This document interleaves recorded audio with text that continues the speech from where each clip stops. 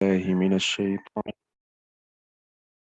بسم الله الرحمن الرحيم.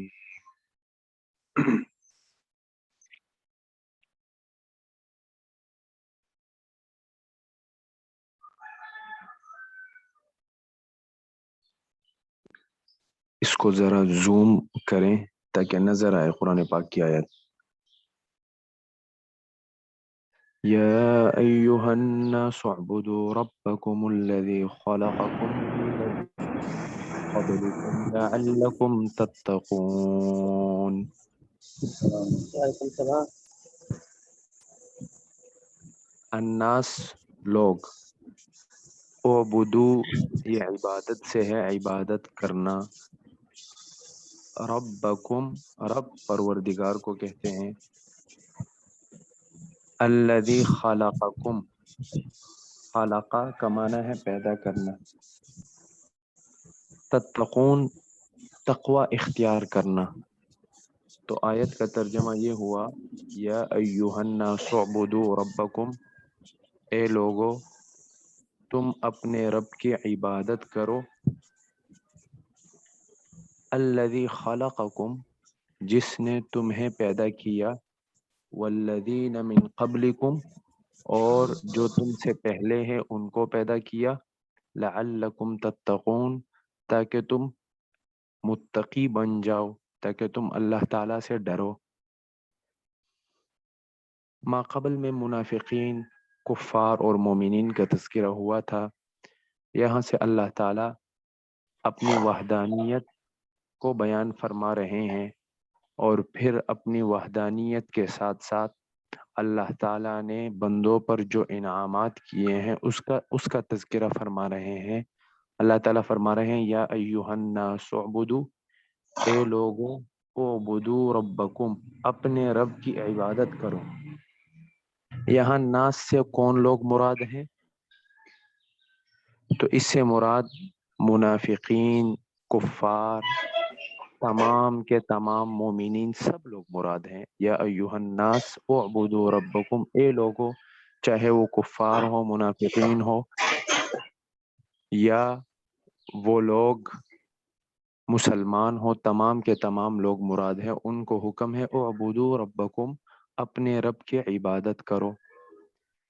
اب چونکہ کافر یا منافق وہ عبادت کے مکلف نہیں ہے، وہ تو ایمان کے مکلف ہیں، تو پھر اس صورت میں اعبدو کا معنی ان کی طرف نسبت کرتے ہوئے اعبدو کا معنی وہ وحدو ہوگا. یعنی اے منافقین، اے کفار، تم اپنے رب کی وحدانیت کے قائل ہو جاؤ، یعنی مسلمان ہو جاؤ. اور مومنین کی طرف اس کی نسبت کرتے ہوئے اس کا معنی عبادت ہی ہوگا. تو یا ایھا الناس اعبدوا، اے لوگو تم اپنے رب کی عبادت کرو. الذی خلقکم، الذی خلقکم، جس نے تمہیں پیدا کیا. یہ اللہ تعالیٰ نے اپنا ایک انعام کا تذکرہ کیا ہے. الذی خلقکم، جس نے تمہیں پیدا کیا، یعنی تم کچھ بھی نہ تھے، تم کو عدم سے وجود میں اللہ تعالیٰ کی ذات لائے ہیں. الذی خلقکم والذین من قبلکم، اور جو تم سے پہلے ہیں ان کو بھی پیدا کیا.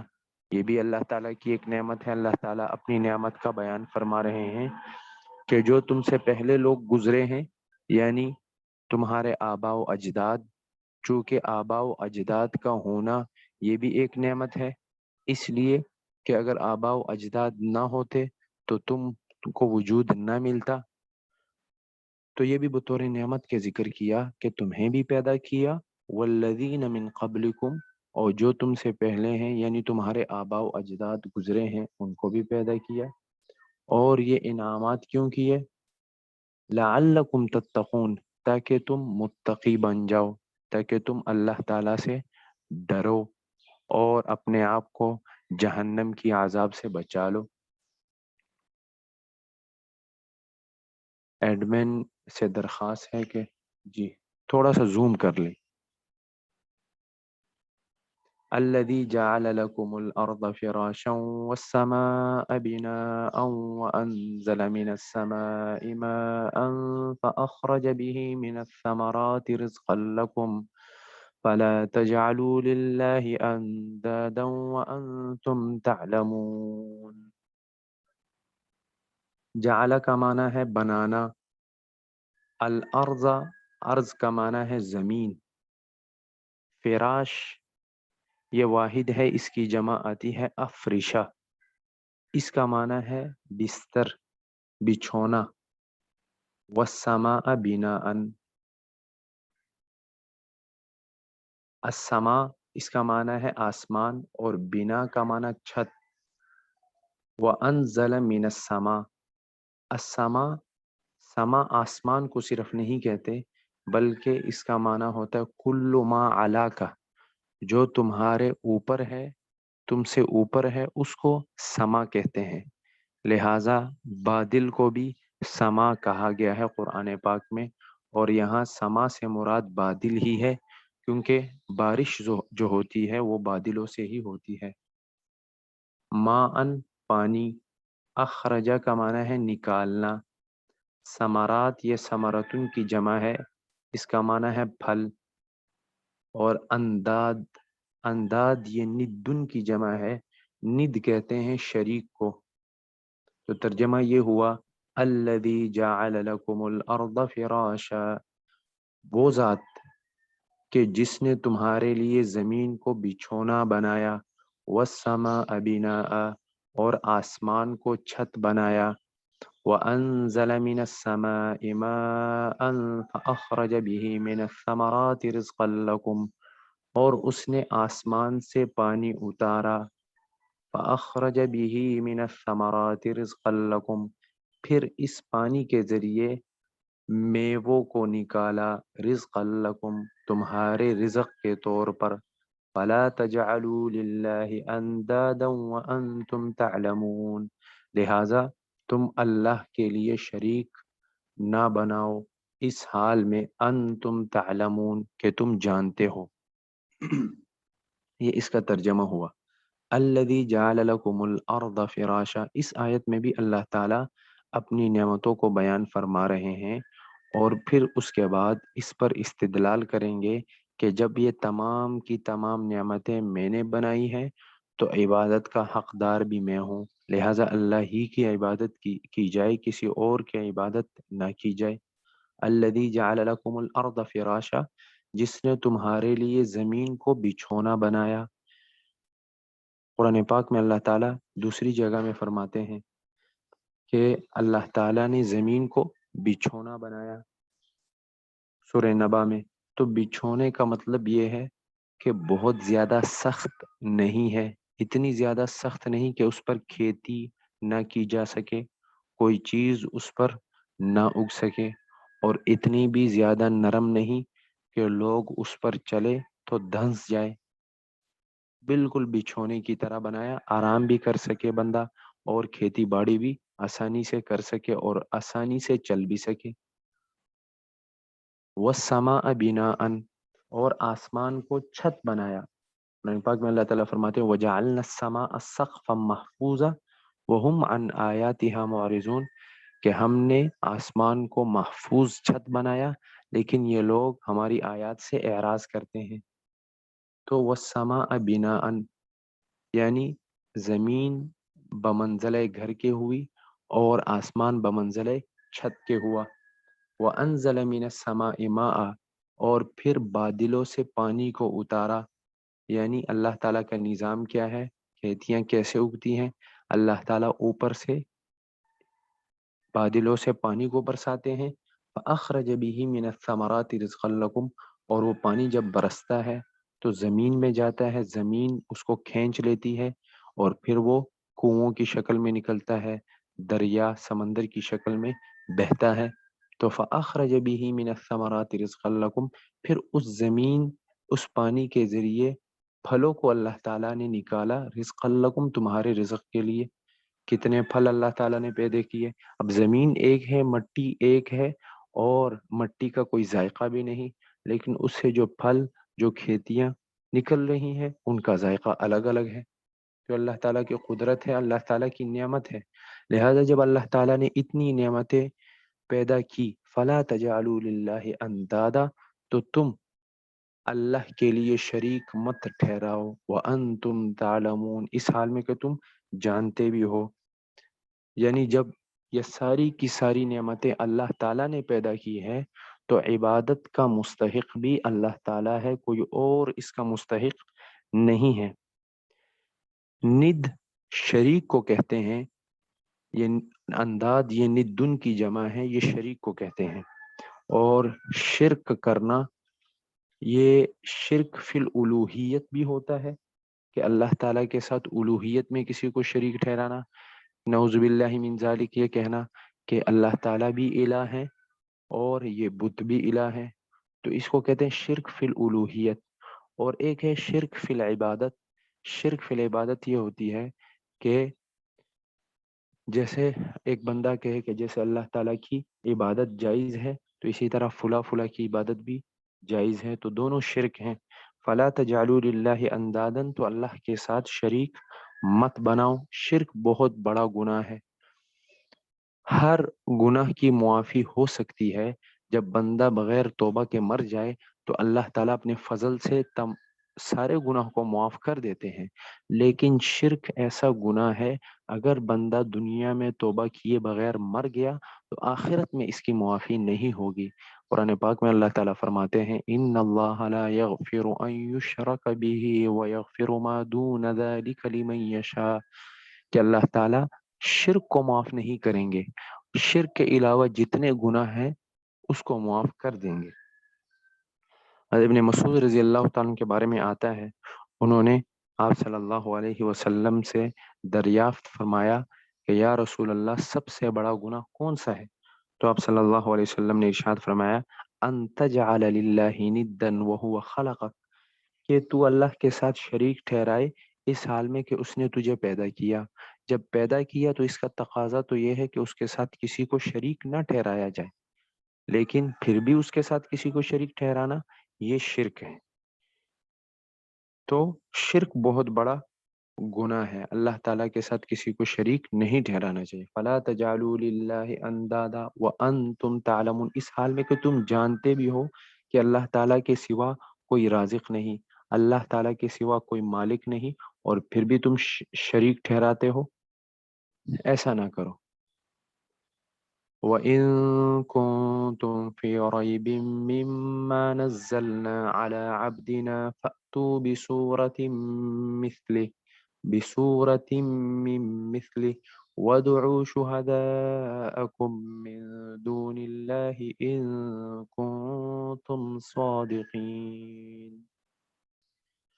ریب کہتے ہیں شک کو، نزلنا نازل کرنا، عبد بندے کو کہتے ہیں، اور یہاں عبد سے مراد آپ صلی اللہ علیہ وسلم ہے۔ فَأْتُوا بِسُورَةٍ مِّن مِّثْلِهِ، فَأْتُوا تم لاؤ، سورت کا معنی سورت ہے، وَدُعُوا یہ دعا یدعو سے ہے بلانا، شہداء یہ شہید کی جمع ہے، یہاں مراد شہداء بمعنی اعوان ہے یعنی مددگار۔ ان کنتم صادقین، صادقین صادقن کی جمع ہے، سچا۔ ان کنتم، اللہ تعالیٰ فرما رہے ہیں ان کنتم فی ریب، اگر تم شک میں ہو، مما نزلنا علی عبدنا، اس سے تم شک میں ہو جو ہم نے اپنے بندے پر نازل کیا، یعنی قرآن پاک کے بارے میں اگر تمہیں شک ہے، فَأْتُوا بِسُورَةٍ مِّن مِّثْلِهِ، تو اس کے مثل قرآن پاک کے مثل کوئی صورت تم لے آؤ، وَادْعُوا شُهَدَاءَكُمْ، اور تم اپنے مددگاروں کو بلا لو، من دون اللہ جو تمہارے مددگار ہیں اللہ کے علاوہ، ان کنتم صادقین اگر تم اپنی بات میں سچے ہو۔ ان کنتم فی ریب، اس آیت میں اللہ تعالیٰ یہ فرما رہے ہیں اگر تمہیں، کفار کو خطاب ہے، اگر تمہیں قرآن پاک میں شک ہے کہ قرآن پاک اللہ تعالیٰ کا کلام نہیں ہے، جیسے کفار مکہ اعتراض کرتے تھے بلکہ یہ بشر کا کلام ہے، آپ صلی اللہ علیہ وسلم کا اپنا گڑھا ہوا کلام ہے، تو پھر یہ تمہارے سامنے کتاب اللہ موجود ہے، اس کی جو اس کا مقابلہ کرو، اس کے مثل لے آؤ، اگر لا سکے تو سمجھ لینا یہ بشر کا کلام ہے، اور اگر نہ لا سکے تو پھر سمجھ لینا یہ بشر کا کلام نہیں بلکہ اللہ تعالیٰ کا کلام ہے۔ اور قرآن پاک میں بار بار کفار کو، معاندین کو چیلنج دیا گیا ہے، قل فأتوا کبھی تو قرآن پاک نے پورے قرآن کا چیلنج دیا کہ ان کو چاہیے کہ پورا قرآن اس کے مثل قرآن لے آئے، قل لئن اجتمعت الانس والجن على ان يأتوا بمثل هذا القرآن ولو كان بعضهم لبعض ظهيرا۔ اللہ تعالیٰ فرماتے ہیں کہ اگر انسان اور جن تمام کے تمام اس قرآن پاک کے مثل پر متفق ہو جائیں کہ ہم اس کا مثل بنائیں گے تو ہرگز ہرگز یہ کام نہیں کر سکیں گے، اگرچہ وہ اپنے دوستوں سب کو بلا لے۔ اس طرح قرآن پاک میں دوسری جگہ جب پورے قرآن کو نہ لے سکے تو اللہ تعالیٰ نے پھر 10 آیات کا چیلنج دیا، ام یقولون افترا قل فأتوا بعشر سور مثلہ، اگر تم پورا قرآن نہیں لا سکتے اور تم یہ کہتے ہو کہ قرآن پاک گڑھا ہوا کلام ہے تو پھر 10 صورتیں لاؤ۔ پھر آخر میں ایک صورت کا چیلنج دیا گیا کہ ایک ہی صورت اس کے مثل لے آؤ، لیکن وہ آج تک نہ لا سکے، تو اس سے پتہ چلا کہ بشر کا کلام نہیں، بشر کی قدرت سے یہ کلام لانا خارج ہے، تو اس سے یہ پتہ چلا یہ بشر کا کلام نہیں بلکہ اللہ تعالیٰ کا کلام ہے۔ وَإِن كُنتُمْ فِي رَيْبٍ مِّمَّا نَزَّلْنَا عَلَىٰ عَبْدِنَا، اگر تم شک میں ہو اس سے جو ہم نے اپنے بندے پر نازل کیا، یعنی قرآن پاک کے بارے میں اگر تمہیں شک ہے، فَأْتُوا بِسُورَةٍ مِّثْلِهِ، یہ ضمیر کا مرجع قرآن پاک ہے، تو قرآن پاک کے مثل کوئی صورت تم لے آؤ، وَادْعُوا شُهَدَاءَكُم مِّن دُونِ اللَّهِ، اور تم اپنے مددگاروں کو بلا لو، لیکن وہ مددگار اللہ تعالیٰ کے علاوہ ہو، چاہے وہ تمہارے بت ہوں، تمہارے معبودان باطلہ ہوں، یا کوئی اور ہو، ان کو بلا لو، لیکن اللہ کے علاوہ، کیونکہ اللہ تعالیٰ تو اس قرآن پاک سے، یعنی اس قرآن پاک سے افضل لانے پر بھی قادر ہے۔ ان کنتم صادقین، اگر تم اپنے دعوے میں سچے ہو، یعنی اس بات میں اگر تم سچے ہو کہ قرآن پاک اللہ کا کلام نہیں ہے تو اس کے مثل لے آؤ۔ فَإِن لَّمْ تَفْعَلُوا وَلَن تَفْعَلُوا فَاتَّقُوا النَّارَ الَّتِي وَقُودُهَا النَّاسُ وَالْحِجَارَةُ أُعِدَّتْ لِلْكَافِرِينَ۔ تفعلوا کرنا، لم تفعلوا لم نفی کے لیے ہے، فاتقوا النار اتقوا بچنا، وقود وقود کہتے ہیں ایندھن کو، وقود جو آگ میں ڈالا جاتا ہے ایندھن، اس کو وقود کہتے ہیں، اور حجارہ حجارہ کہتے ہیں پتھر کو، اعدت یہ اعداد سے ہے، اعداد کا معنی ہے تیار کرنا، تو ترجمہ یہ ہوا فَإِن لَّمْ تَفْعَلُوا، اگر تم نہ کر سکو قرآن پاک کے مثل نہ لا سکو، ایک صورت کے مثل نہ لا سکو، وَلَن تَفْعَلُوا اور ہرگز تم نہیں کر سکتے، فَاتَّقُوا النَّارَ تو تم بچو اس آگ سے، الَّتِي وَقُودُهَا النَّاسُ وَالْحِجَارَةُ جس کا ایندھن لوگ اور پتھر ہیں، اعدت للکافرین جو کافروں کے لیے تیار کی گئی ہے۔ فَإِن لَّمْ تَفْعَلُوا وَلَن تَفْعَلُوا، یعنی اللہ تعالیٰ اس آیت میں یہ فرما رہے ہیں کہ تم اس کا مثل لا ہی نہیں سکتے، اس کے مثل پر تم قادر نہیں ہو، جب مثل پر قادر نہیں ہو تو پھر تمہیں آگ میں جانا پڑے گا، کیونکہ تم نے قرآن پاک کی تکذیب کی ہے، قرآن پاک کو جھٹلایا ہے۔ فَإِن لَّمْ تَفْعَلُوا اگر تم نہ کر سکو، قرآن پاک کے مثل نہ لا سکو، ایک صورت کے مثل نہ لا سکو، وَلَن تَفْعَلُوا اور ہرگز تم نہیں کر سکتے، یہ قرآن پاک نے غیب کی خبر دی ہے، اور اسی طرح ہوا کہ وہ نہ لا سکے تو یہ بھی قرآن پاک کے معجز ہونے کی دلیل ہے۔ فَاتَّقُوا النَّارَ تو تم اس آگ سے بچو، الَّتِي وَقُودُهَا النَّاسُ وَالْحِجَارَةُ جس کا ایندھن لوگ اور پتھر ہیں۔ ہجارہ کی تفسیر میں دو اقوال ہیں، پہلی تفسیر تو یہ ہے کہ اس ہجارہ سے مراد یہ کفار جن بتوں کی عبادت کرتے تھے اور ان بتوں کو جن پتھر سے تراشتے تھے، جن پتھروں سے بناتے تھے وہ مراد ہے، یعنی بت مراد ہے کہ جس کا ایندھن لوگ جو بتوں کی پوجا کرتے تھے کفار تھے، اور ان کے معبود جو صنم تھے وہ ہیں۔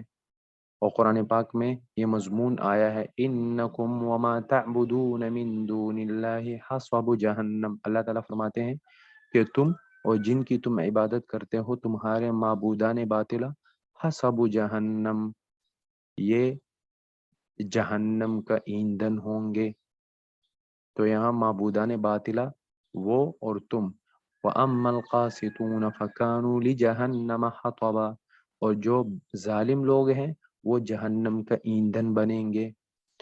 تو ہجارہ سے مراد یا تو بتوں، یعنی بتوں کو جن پتھروں سے بنایا ہے بت مراد ہے کہ ان کو بھی ان کو ایذا دینے کے لیے، کیونکہ وہ تو بے جان ہے، لیکن ان متبوعین کو ایذا، ان تابعین کو ایذا دینے کے لیے ان بتوں کو بھی ان کے ساتھ جہنم میں ڈالا جائے گا۔ یا اس ہجارہ سے مراد کبریت ہے۔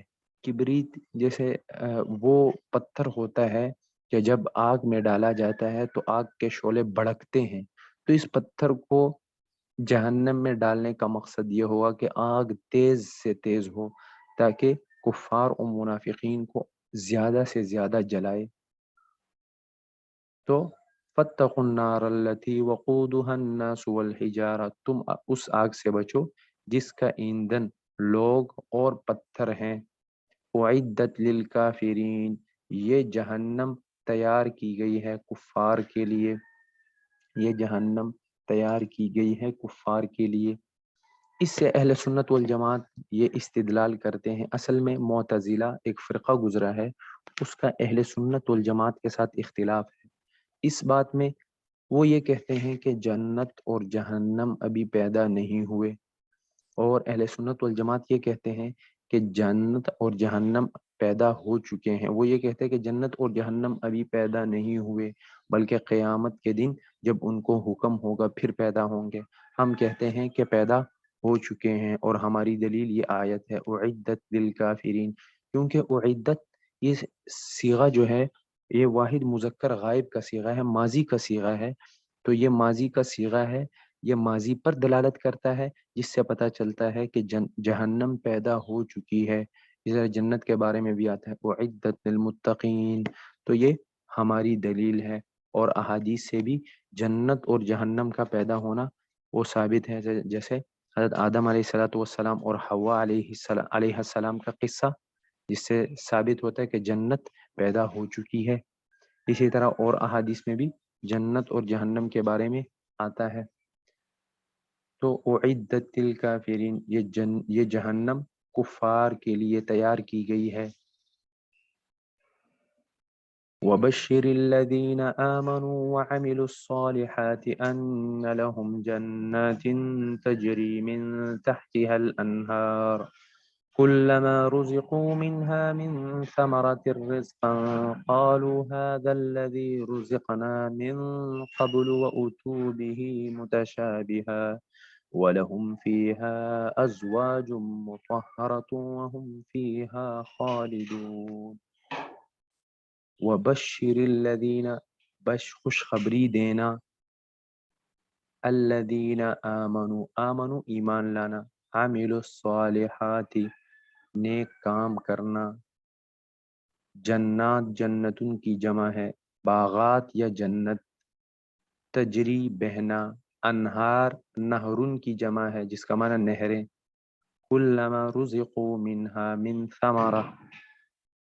ثمرة رزقا قالوا هذا الذي رزقنا من قبل وأتوا به متشابها۔ رزقنا رزق دینا اس کا معنی ہے، متشابہا اتو یہ ماضی مجہول کا صیغہ ہے، دیے جائیں گے، متشابہہ ایک دوسرے سے مشابہت رکھنے والے،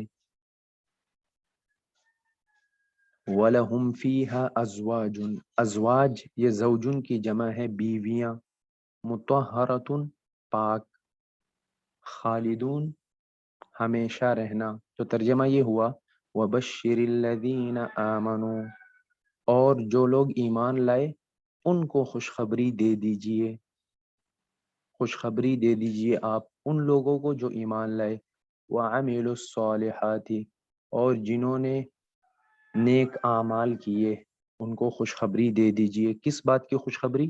ان لہم جنات تجری من تحتها الانہار، کہ ان کے لیے باغات ہوں گے، جنتیں ہوں گی جن کے نیچے سے نہریں بہتی ہوں گی۔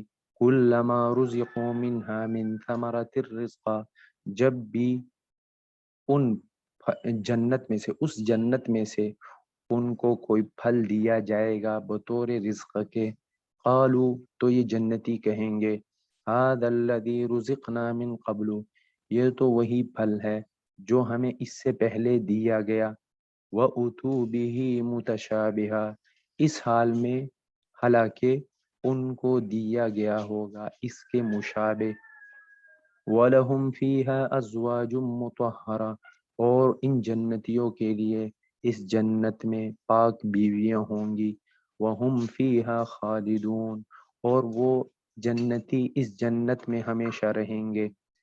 وَبَشِّرِ، پہلے اللہ تعالیٰ نے اشقیاء کا ذکر کیا، بدبختوں کا ذکر کیا ہے، تو یہاں سے اللہ تعالیٰ نے نیک لوگوں کا ذکر شروع کیا۔ یہ قرآن پاک کا اسلوب ہے کہ جہاں جہنم کا تذکرہ ہوتا ہے تو وہاں جنت کا، جہاں جہنمیوں کا تذکرہ ہوتا ہے تو وہاں جنتیوں کا تذکرہ ہو جاتا ہے، کیونکہ یہ قاعدہ ہے وہ بِضِدِّهِ تُعْرَفُ الْأَشْيَاء، کہ ضد کی وجہ سے چیز صحیح پہچانی جاتی ہے۔ تو اس وجہ سے اللہ تعالیٰ، یہ قرآن پاک کا اسلوب ہے، وَبَشِّرِ الَّذِينَ آمَنُوا، تو یہاں جنتیوں کا بیان ہو رہا ہے کہ جو لوگ ایمان لائے، وَعَمِلُوا الصَّالِحَاتِ، اور نیک کام کیے، ان کو خوشخبری دے دیجئے۔ یہاں سے عملوا الصالحات، جنہوں نے نیک کام کیے، یہ بھی ہماری دلیل ہے۔ اصل میں ہمارے نزدیک ایمان، وہ یعنی امام ابو حنیفہ رحمہ اللہ کے نزدیک ایمان نام ہے تصدیق قلبی کا، صرف دل سے اس بات کو مان لینا اور زبان سے اقرار کر لینا، لا الہ الا اللہ محمد الرسول اللہ کا، اللہ کی وحدانیت اور آپ صلی اللہ علیہ وسلم کی رسالت کا، یہ ایمان ہے۔ اور اعمال کرنا، نماز پڑھنا وغیرہ وغیرہ، یہ ایمان کی حقیقت میں داخل نہیں ہے۔ تو چونکہ یہاں عطف ہوا ہے وَعَمِلُوا الصَّالِحَاتِ کا آمنو پر، اور عطف مغایرت کا تقاضا کرتا ہے، عطف اس بات کو بتلاتا ہے کہ معطوف علیہ کا غیر ہے، تو اس وجہ سے اس سے پتہ چلا کہ عمل صالح ایمان کا غیر ہے، عمل صالح ایمان کی حقیقت میں داخل نہیں ہے۔ عمل صالح کسے کہتے ہیں؟ وَعَمِلُوا الصَّالِحَاتِ، جو ایمان لائے اور عمل صالح کیا، کل عمل یطابق للشرع، ہر وہ عمل جو شریعت کے مطابق ہو وہ عمل صالح، ہر وہ عمل جو شریعت کے مطابق ہو، اس کے مخالف نہ ہو، وہ عمل صالح۔ ان لہم جنات، ان کو آپ اس چیز کی خوشخبری دے دیجئے کہ ان کے لیے جنتیں ہوں گی، جنات ہوں گے، یا تو جنات سے مراد باغات ہیں، اور یا جنات سے مراد جنتیں ہیں جو کہ 7 ہیں، اور ان کے نام بھی مشہور ہیں، جنت مأوا، جنت النعیم، علیین، اور جنت الخلد، جنت الفردوس وغیرہ وغیرہ، تو 7 جنتیں ہیں، تجری من تحتها الانہار، جس کے نیچے سے نہریں بہتی ہوں گی۔ ہا ضمیر کا مرجع یا تو قصور ہے کہ جنتیوں کے محلات کے نیچے سے نہریں بہتی ہوں گی، محل اوپر ہوگا اور نیچے سے نہر بہہ رہی ہوگی، یا ہا ضمیر کا مرجع اشجار ہے، درخت ہیں، تو معنی یہ ہوگا تجری من تحت الاشجار الانہار، کہ تحت الاشجار الانہار، کہ ان درختوں سے، ان کے جو درخت ہے، درخت کے نیچے نہریں بہہ رہی ہوں گی، یعنی درخت اوپر لگے ہوئے ہوں گے اور ساتھ ہی نہر بہہ رہی ہوں گی، نہر کے اوپر درخت لگے ہوں گے، اور نہریں یعنی پانی کی نہر ہوگی، خالص پانی کی نہر ہوگی، اور اسی طرح شہد کی نہر ہوگی، شراب کی نہر ہوگی، دودھ کی نہریں ہوں گی، جس کا قرآن پاک میں ذکر بھی ہے۔ فیہا انہار من ماء غیر آسن، کہ جنت میں پانی کی نہر بھی ہوگی، خالص پانی کی نہر، بدبودار پانی نہیں ہوگا۔ وَأَنْهَارٌ مِّن لَبَنٍ لَّمْ يَتَغَيَّرْ طَعْمُهُ، اور دودھ کی نہریں ہوں گی۔ وَأَنْهَارٌ مِّن خَمْرٍ لَذَّةٍ لِّلشَّارِبِينَ، شراب کی نہر ہوگی جو پینے والوں کے لیے لذت ہوگی۔ وَأَنْهَارٌ مِّنْ عَسَلٍ مُّصَفًّى، اور خالص شہد کی نہریں بھی ہوں گی۔ كُلَّمَا رُزِقُوا مِنْهَا مِنْ ثَمَرَةٍ رِزْقًا، جب بھی اس جنت میں سے ان کو پھل دیے جائیں گے بطور رزق کے، قالوا، تو جنتی کہیں گے، هذا الذي رزقنا من قبل، یہ وہی ہے جو ہمیں اس سے پہلے دیا جا چکا ہے۔ من قبل کی دو تفسیریں ہیں، یعنی جب جنتیوں کو پھل دیے جائیں گے تو یہ کہیں گے یہ تو وہی ہے، الذي رزقنا من قبل فی الدنیا، جو ہمیں اس سے پہلے دنیا میں دیا جا چکا ہے۔ وَأُتُوا بِهِ مُتَشَابِهًا، حالانکہ ان کو دیا گیا ہوگا اس کے مشابہ، یعنی جنتی کو جب پھل دیا جائے گا، مثلا کیلا، سیب وغیرہ وغیرہ جو بھی چیز دی جائے گی، تو جنتی یہ کہیں گے یہ تو وہی ہے جو ہم نے اس سے پہلے دنیا میں کھایا ہے۔ تو قرآن پاک کہتا ہے اتو بھی متشابہہ، حالانکہ ان کو اس کے مشابہ دیا گیا ہوگا، یعنی متشابہن فی اللون والحیئہ، صورت میں تو جنت کا پھل دنیا کے مشابہ ہوگا، لیکن لذت میں مشابہ نہیں ہوگا۔ لذت، جنتی پھل کی لذت دنیا سے کروڑوں اربوں درجے بہتر ہوگی۔ یا من قبل سے مراد من قبل فی الجنہ ہے، کہ جنتیوں کو جب رزق دیا جائے گا تو وہ کہیں گے یہ تو وہی ہے جو ہمیں اس سے پہلے جنت ہی میں دیا جا چکا ہے۔ حالانکہ اتو بھی متشابہہ، ان کو دیا گیا ہوگا اس کے مشابہ، صرف صورت اور ہیئت میں مشابہ ہوگا، مزہ مختلف ہوگا۔ یعنی جنت میں ایک آدمی کے پاس پلیٹ میں اگر کوئی چیز آئی بھی، پھل آیا بھی، اور اس نے کھا لیا، پھر جب دوسری مرتبہ فرشتے اس کو دیں گے تو وہ آدمی کہے گا کہ یہ پھل تو میں کھا چکا ہوں، یہ تو وہی ہے جو مجھے اس سے پہلے دیا گیا۔ تو فرشتے کہیں گے فَاللَّوْنُ وَاحِدٌ، رنگ تو ایک ہے لیکن وَالطَّعْمُ مُخْتَلِفٌ، لیکن اس کا مزہ مختلف ہے۔ اور اب جب دوبارہ مثلا وہ کوئی پھل کھا رہا ہوگا تو اس کا مزہ پہلے جب کھایا تھا اسی پھل کو، اس سے مختلف ہوگا۔ وَلَهُمْ فِيهَا أَزْوَاجٌ مُطَهَّرَةٌ، اور ان کے لیے جنت میں پاک بیویاں ہوں گی، مطہرۃ، پاک ہوں گی، یعنی جسمانی گندگیوں سے بھی پاک ہوں گی، جیسے یہاں ہوتا ہے، جسمانی گندگی سے بھی پاک ہوگی اور روحانی گندگی سے بھی پاک ہوگی، تکلیف دینے والی نہیں ہوگی۔ ازواج مطہرہ، وہ پاک ہوں گی، کیونکہ جنت ہر قسم کی آلائش وغیرہ سے پاک ہے۔ جنتیوں کے بارے میں آتا ہے کہ وہ جب کوئی چیز کھائیں گے تو ہضم کیسے ہوگا، وہاں بیت الخلا وغیرہ نہیں ہوں گے، ایک ڈکار ماریں گے جس کی وجہ سے سارا کچھ ہضم ہو جائے گا۔ وَهُمْ فِيهَا خَالِدُونَ، جتنی بھی نعمتیں ہوں لیکن جب فنا کا ڈر ہو تو وہ نعمت نہیں رہتی۔ اللہ تعالیٰ فرماتے ہیں فنا نہیں ہوگا۔ وَهُمْ فِيهَا خَالِدُونَ، جنت میں جو جنتی رہیں گے وہ ہمیشہ ہمیشہ کے لیے رہیں گے، کوئی فنا نہیں ہوگی۔ حدیث میں آتا ہے کہ موت کو قیامت کے دن ایک مینڈے کی شکل میں لایا جائے گا اور جنت اور جہنم کے درمیان اس کو لا کر کھڑا کر کے اس کو ذبح کر دیا جائے گا اور کہا جائے گا آج کے بعد موت نہیں آئے گی، آج کے بعد بڑھاپا نہیں آئے گا۔ تو وَهُمْ فِيهَا خَالِدُونَ، وہ اس میں ہمیشہ رہیں گے۔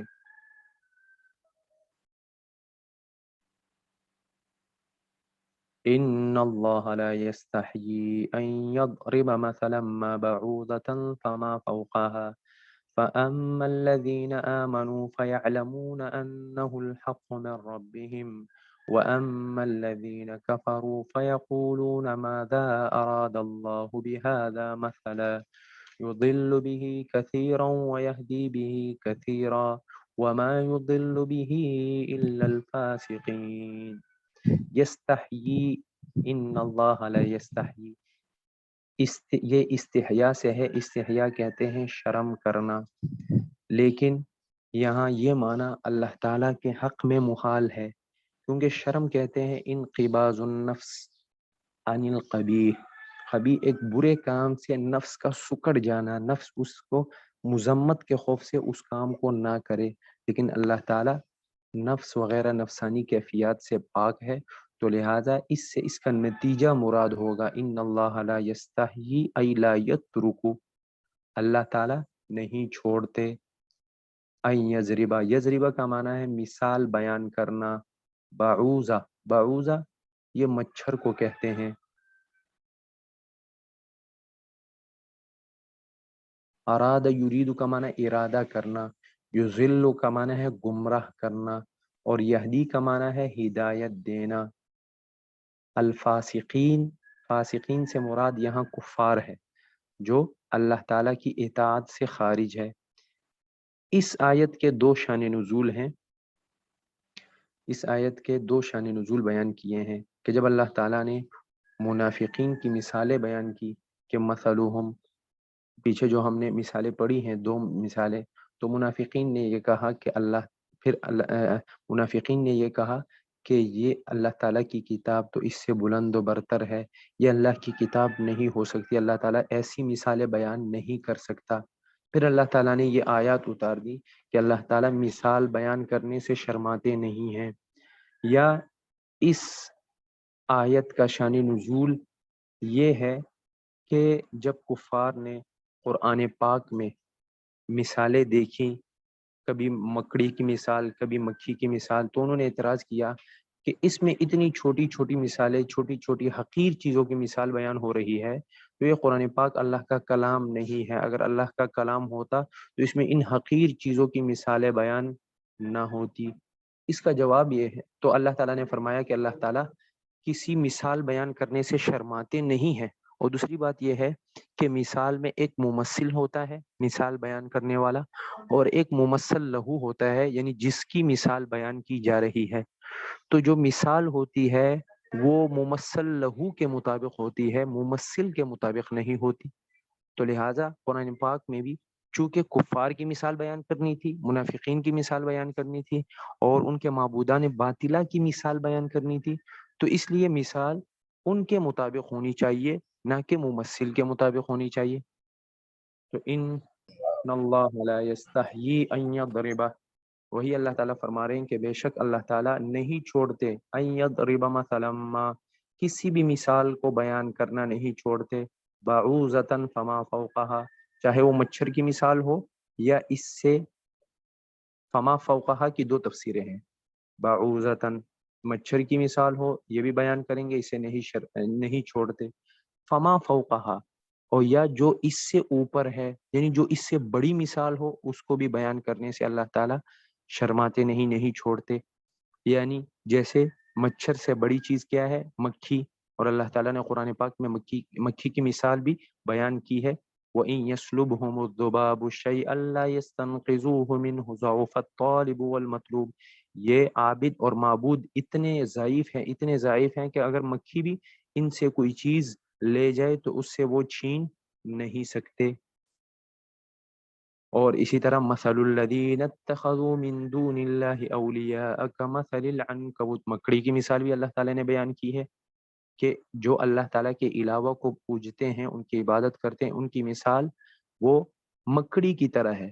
یا فما فوقہا سے مراد دوسری تفسیر اس کی یہ ہے، فما فوقہا فی الصغر والحقارت، کہ مچھر کی مثال یا مچھر سے جو اوپر ہے حقارت میں، اور مچھر سے اوپر یا مچھر سے بھی کم درجے کی چیز وہ مچھر کا پر ہے، اور اس کی مثال حدیث میں بیان ہوئی ہے۔ آپ صلی اللہ علیہ وسلم نے ارشاد فرمایا کہ اگر دنیا کی وقت اللہ کے ہاں وہ ایک مچھر کے برابر بھی ہوتی، ایک مچھر کے پر کے برابر بھی ہوتی، جناح بعوضۃ، ایک مچھر کے پر کے برابر بھی ہوتی، تو لما سقا کافرا منہا شربۃ ماء، تو پھر کسی کافر کو ایک گھونٹ پانی بھی نہ پلاتے، فما فوقہا۔ آج کے لیے اتنا ہی کافی، انشاءاللہ فَأَمَّا الَّذِينَ آمَنُوا فَيَعْلَمُونَ أَنَّهُ الْحَقُّ سے آگے پڑھیں گے۔ کوئی بات پوچھنی ہو، کسی کو کوئی بات سمجھ میں نہ آئی ہو تو پوچھ سکتے.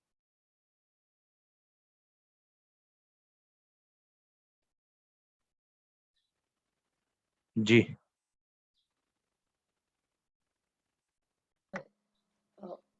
عدتو کے کیا مطلب ہے؟ کس چیز کا؟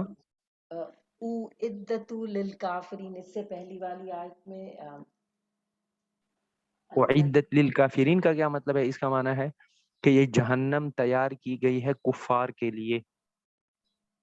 تیار کی گئی ہے، تو عدت تیار کی گئی ہے. جی اچھا، شکریہ.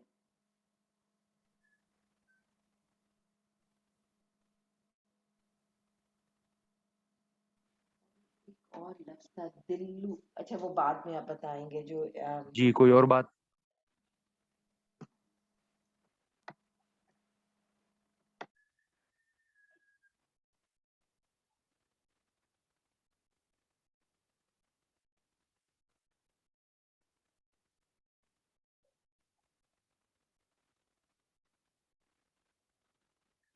اصل میں مجھے یہ بھی نہیں اتنا سمجھ آیا.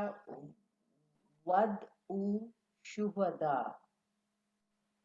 ود جی او وَادْعُوا شُهَدَاءَ، تم بلاؤ. یہ دعا یدعو ہے جس کا معنی بلانا. وَادْعُوا شُهَدَاءَكُمْ، تم اپنے مددگاروں کو بلاؤ. اچھا جی من اچھا. دون اللہ، اللہ کے علاوہ مددگاروں کو بلاؤ.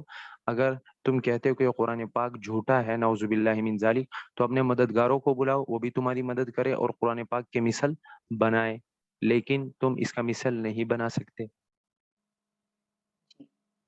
جی بہت شکریہ.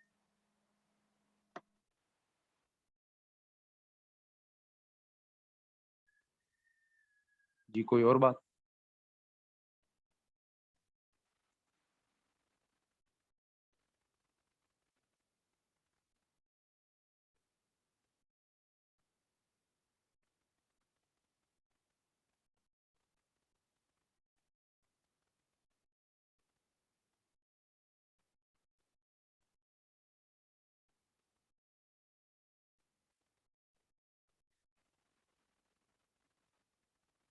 ٹھیک ہے. سبحانک اللہم و بحمدک ونشہد ان لا الہ الا انت نستغفرک ونتوب الیک. السلام علیکم.